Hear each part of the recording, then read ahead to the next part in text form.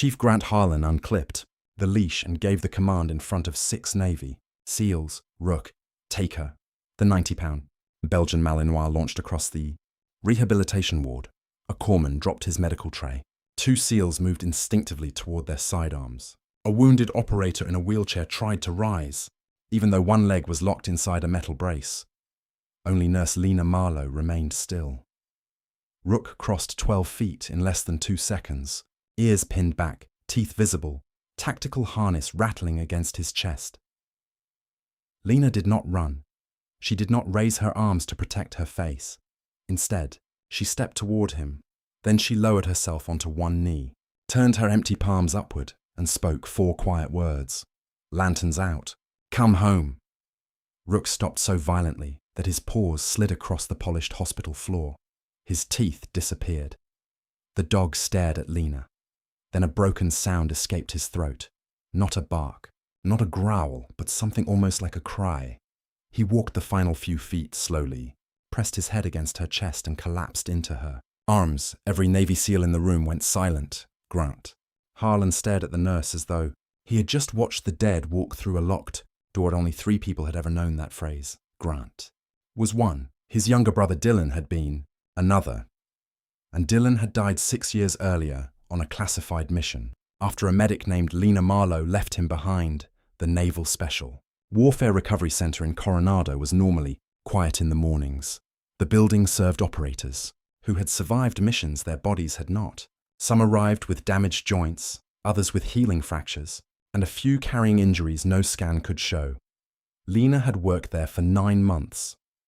To most of the staff, she was simply the new civilian critical care nurse, 33 years old, dark hair usually tied into a low knot, steady grey-brown eyes and a thin, pale scar, disappearing beneath the collar of her navy scrubs. She was efficient without being cold. She remembered who needed coffee before physical therapy and who preferred silence.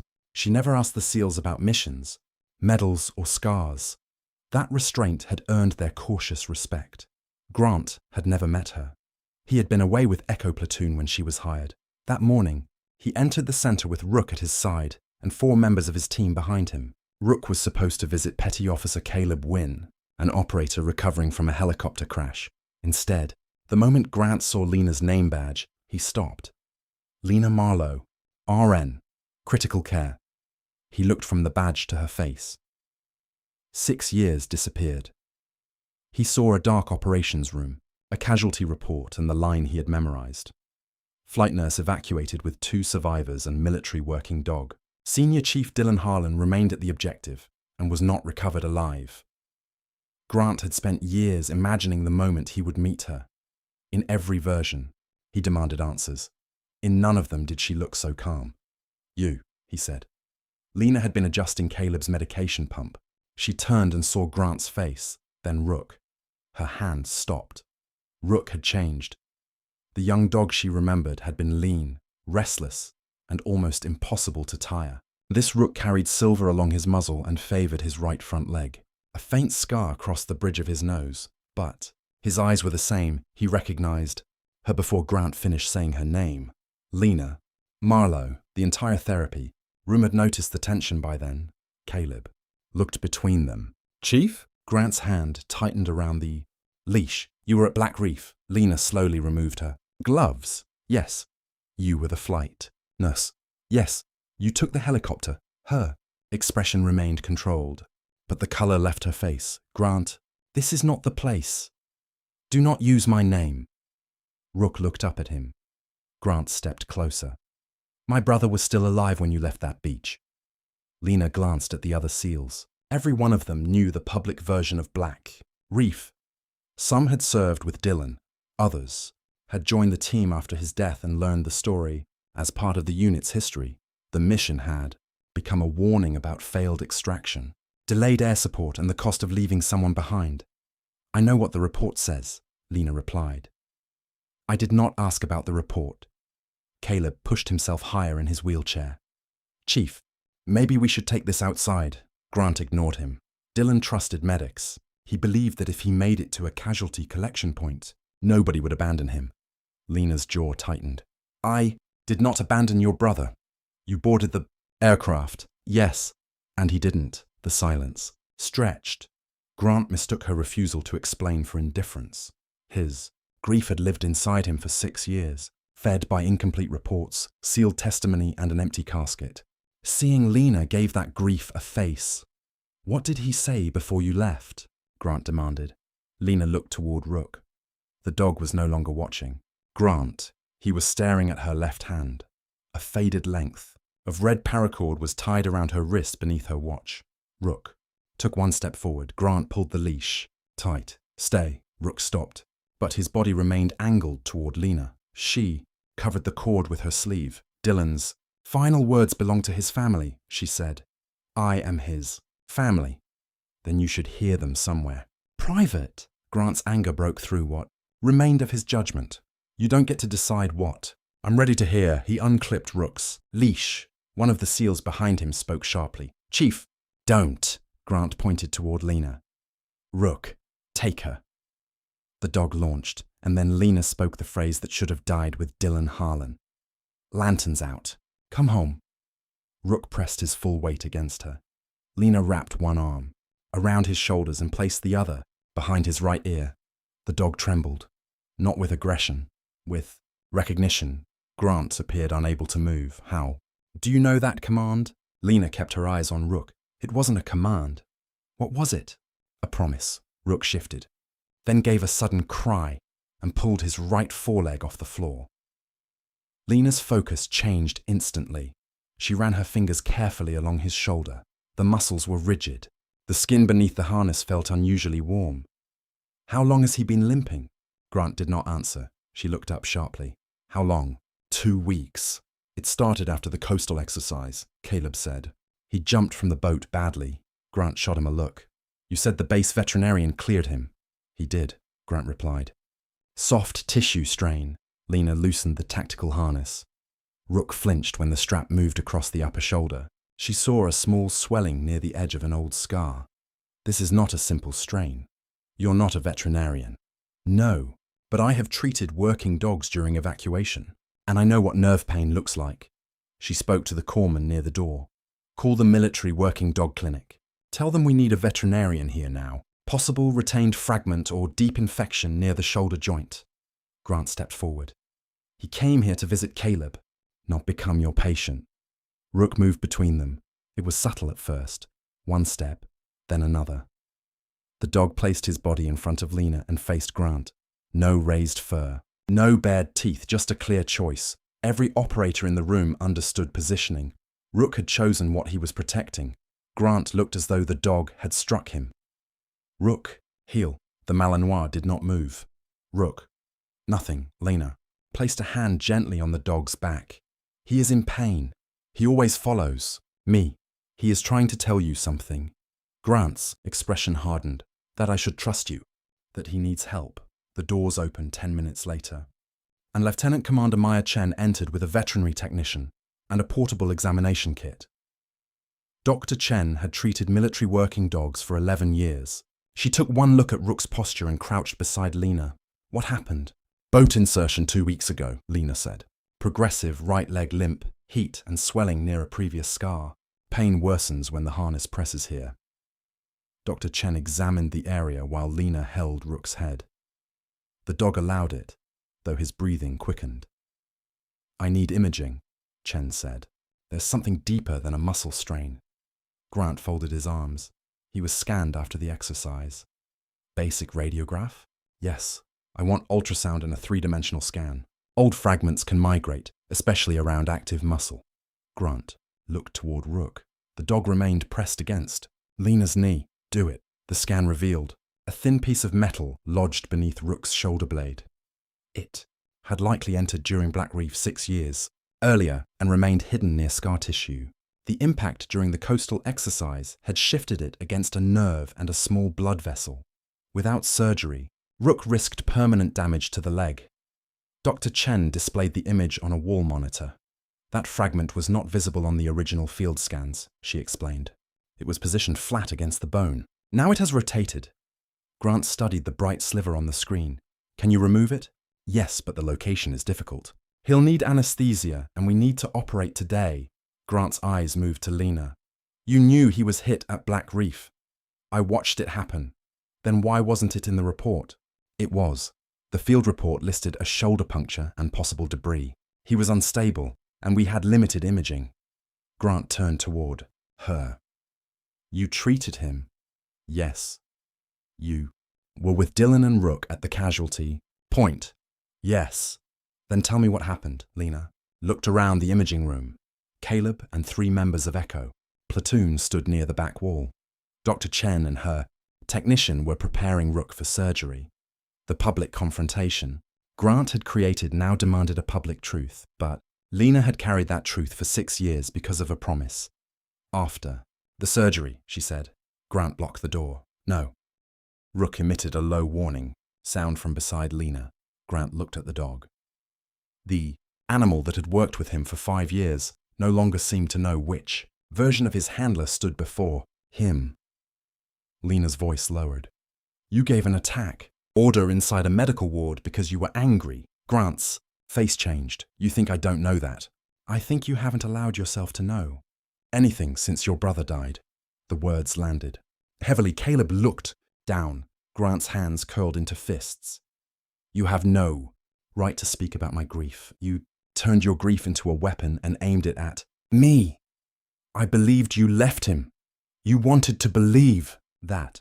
Why would I want that? Because blaming me was easier than accepting Dylan made a choice you could not control. Grant stared at her. What choice? Lena looked toward Rook. The dog's eyes were beginning to close under the medication Dr. Chen had administered. His head rested in Lena's lap. She untied the red paracord from her wrist. Grant recognized the knot immediately. Dylan used to tie every emergency strap with the same double loop. He had taught Grant when they were teenagers repairing an old fishing boat behind their father's house. Where did you get that? From your brother. The room became completely still. He tied it around Rook's harness before the helicopter arrived. Grant's voice became rough. Why? So I would know which promise mattered. Most. Black Reef had never been an island. It was the military, named for a narrow section of coastline surrounded by black volcanic rock in a country that did not officially host American forces. Dylan, Harlan's team had been sent to recover an intelligence officer before an armed group reached him. The extraction began cleanly, then a hidden explosive struck the rear vehicle. Rook detected the second device seconds before it detonated, giving Dylan enough time to push 2 younger operators behind a stone barrier. The blast injured Rook's shoulder and collapsed part of the building beside them. Lena had arrived with the forward medical team. 19 minutes later, by then, enemy vehicles were moving toward the coast. The evacuation helicopter could remain on the ground for less than 90 seconds. 4 people required immediate transport. 2 young SEALs with serious injuries, Rook losing strength from trauma, and Dylan pinned beneath a concrete support inside the damaged building. Lena entered the structure with 1 corpsman. She reached Dylan. The support beam had trapped both his legs. The building shifted each time another explosion struck nearby. I tried to move the beam, Lena told Grant. We both did. It would not lift. Why didn't the team stay and help? They were holding the perimeter. If they came inside, everyone would have been trapped. You could have waited for the second helicopter. There was no confirmed second aircraft. Grant stepped closer. You still left. Lena looked at him. Dylan ordered me to. Grant shook his head. Immediately, no. He could hear Rook outside. The dog was trying to crawl back into the building. Rook lay unconscious on the preparation table now, the medical team waiting without interrupting. Lena continued. Dylan asked how many seats were available. I told him 3 patients could fit with the crew. The helicopter could have taken 4. Not with the fuel load, altitude, and incoming fire. You don't know that. I was the flight nurse. Weight was my responsibility. Grant's face reddened. So you chose. No. Dylan did. She held up the red cord. He cut this from his own equipment and told me to tie it to Rook's harness. He said the dog had saved the team twice and was not dying on that beach. Lena's voice wavered for the first time. Then he ordered me to take Petty Officers Ames and Keller. Grant knew the names. Both men had survived. One later became an instructor. The other left the Navy and named his first son Dylan. I refused, Lena said. I told him I would stay until another aircraft came. What did he say? Lena looked at the paracord. He asked whether I remembered his lantern rule. Grant's breath caught. When the brothers were young, their father took them camping in the mountains. Dylan always left a lantern burning near the tent until Grant returned from gathering wood or walking to the creek. After joining the SEAL teams, they turned it into a private expression. Lanterns on meant, I am waiting. Lanterns out meant, stop looking. Go home, Lena continued. Dylan said, tell Grant the lantern is out. Tell him to go home. Grant's eyes filled, but his expression remained rigid. No. He made me repeat it. You expect me to believe he told you to leave him under that building? I expect nothing from you. Her voice cracked. I went back anyway. Grant stopped. What? The report says you evacuated. I did. I stabilized the 2 operators and Rook during the flight. The moment we landed on the ship, I transferred them to the surgical team and boarded the rescue aircraft returning to the coast. Caleb looked up. You went back to Black Reef? Yes. None of the SEALs had heard that. The second team reached the site 37 minutes later, Lena said. The building had collapsed completely. We searched until enemy vehicles reached the outer road and the mission commander ordered us out. Grant's voice was barely audible. You never found him. No. Why isn't that in the report? The second insertion was classified separately because command had not approved it. One of the older SEALs frowned. You returned without authorization? Yes. You could have been court-martialed. I nearly was. Grant stared at her. You spent 6 years letting my family believe you left him. Your mother knew. The words struck him harder than everything before them. My mother?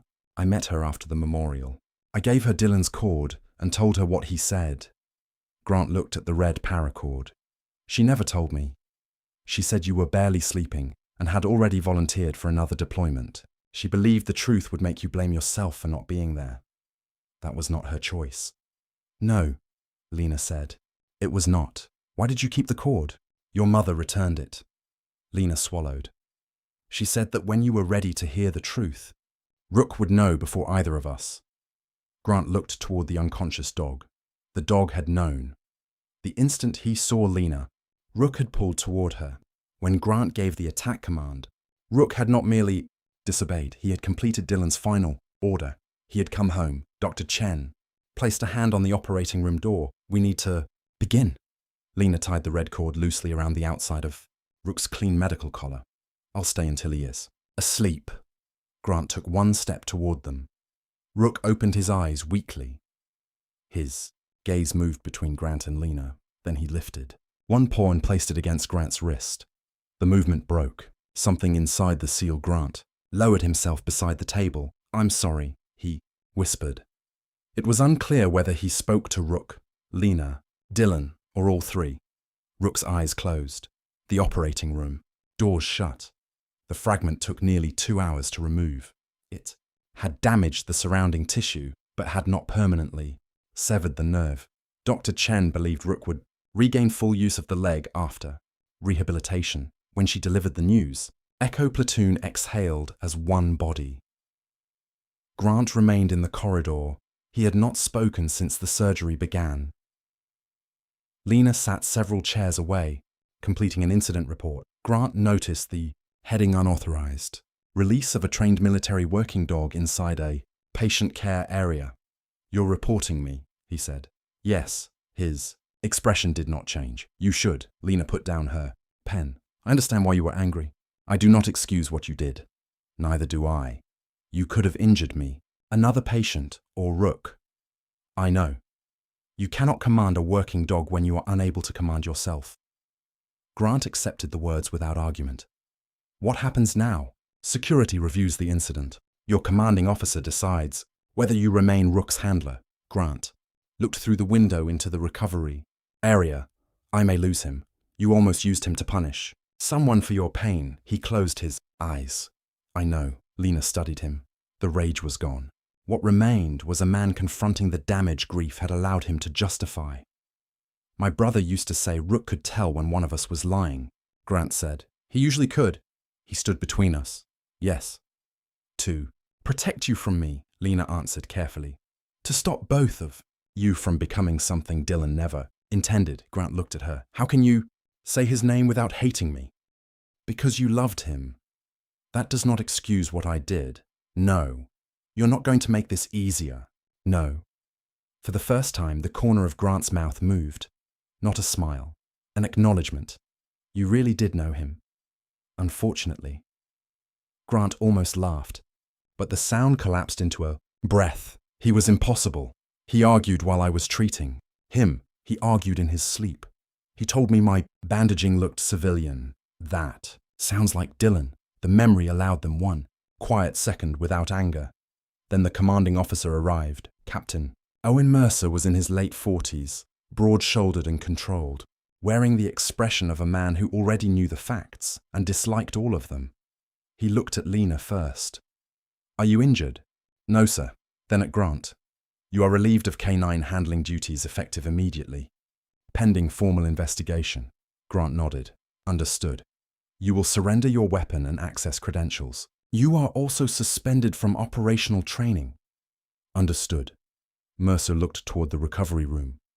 Rook remains under veterinary authority. When he is released, the program will assign a temporary handler. Grant's jaw tightened, but he did not protest. Lena expected him to ask for leniency. He did not. Instead, he turned toward the 6 members of Echo Platoon gathered nearby. I gave an unsafe command because I was angry, he said. I put a civilian nurse, patients, and the dog at risk. None of you will defend it on my behalf. The statement mattered.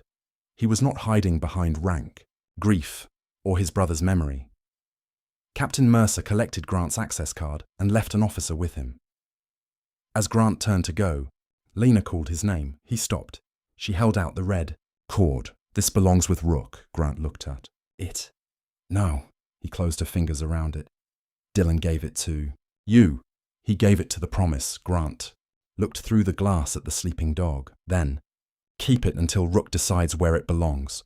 Rook remained at the veterinary clinic for 12 days. Lena visited every evening after her shift. On the first day, he was too sedated to stand, but his tail moved when he heard her voice. On the 3rd day, he managed 6 careful steps. On the 5th, he waited beside the door before her usual arrival. Grant was permitted 1 supervised visit on the 7th day. He entered without a uniform, wearing jeans and a plain grey shirt. Without the rank tabs and tactical equipment, he seemed younger and more tired. Rook saw him. The dog stood slowly. For a moment, Grant looked afraid that Rook would turn away. Instead, Rook crossed the room and placed his head against Grant's chest. Grant wrapped both arms around him. I don't deserve that, he whispered. Lena stood near the door. Dogs are not very interested in what people deserve. Grant wiped his face before turning around. What are they interested in? What you do next? The investigation lasted 6 weeks. Grant received formal disciplinary action, mandatory counseling, and removal from active canine handling for 1 year. His operational status would be reconsidered after psychological evaluation and retraining. He accepted every condition. More importantly, he began visiting the center without Rook. He attended grief counseling. He met with the families of Ames and Keller, the 2 operators Dylan had saved by ordering Lena onto the helicopter. He listened when they described the lives Dylan's decision had allowed them to build. He also went to his mother's house and found an unopened letter in her safe. She had written it shortly before her death. Grant read it alone. Dylan did not ask us to remain trapped on that beach with him. He asked us to live in a way that made his choice worthwhile. Do not turn your love for your brother into a prison. The following morning, Grant brought the letter to Lena. She read it twice and returned it. She understood him. She understood both of us. Did it help? No. He folded the letter carefully. Not yet. Lena nodded. That is honest. 3 months after the incident, Rook completed his rehabilitation assessment. His gait was nearly normal. He could run short distances, climb controlled obstacles, and hold a stable position without pain. The K9 program scheduled a final evaluation at a training field overlooking the Pacific. Echo Platoon attended. So did Grant, though he stood outside the working area. Lena had been invited by Dr. Chen. Rook completed each command cleanly under his temporary handler. He tracked a hidden training target, ignored simulated distractions, and located a medic carrying a mock casualty beacon. At the end, the evaluator removed Rook's working harness. "He is medically cleared," she announced. "The board has also approved his retirement." Grant looked surprised. "He can still work." "He can," Dr. Chen said, "but he has completed his service requirement, and the nerve injury creates a higher risk of recurrence." "Where will he go?" The adoption board reviewed 3 applications. Grant's eyes moved toward Lena. She understood before anyone said it. Dr. Chen smiled. Rook selected the 4th, the temporary. Handler released him. Rook crossed the field. He passed the SEAL team. He passed Grant. Then he stopped between Grant and Lena. He looked at one, then the other. His tail moved once. Grant lowered himself to one knee. "Go ahead," he said. Rook remained still. Grant looked at Lena. "He's waiting for the phrase." Lena crouched beside him. She removed the red paracord from her wrist and fastened it to his new collar. "Lantern's out," she whispered. "Come home." Rook leaned into her. Then he turned and placed one paw on Grant's knee. The SEAL looked down at him. Lena understood the decision. Rook was not rejecting Grant. He was refusing to let Grant disappear into punishment. "He wants you to come too," she said. Grant shook his head. "He chose you. He chose a home." Grant looked at her carefully. "What does that mean?" "It means you can visit after counseling on Saturdays." A surprised laugh moved through Echo Platoon. Grant looked at Rook. "Is that the deal?" The dog barked once. For the first time in 6 years, Grant Harlan laughed without guilt, immediately following it. Rook went home with Lena that afternoon.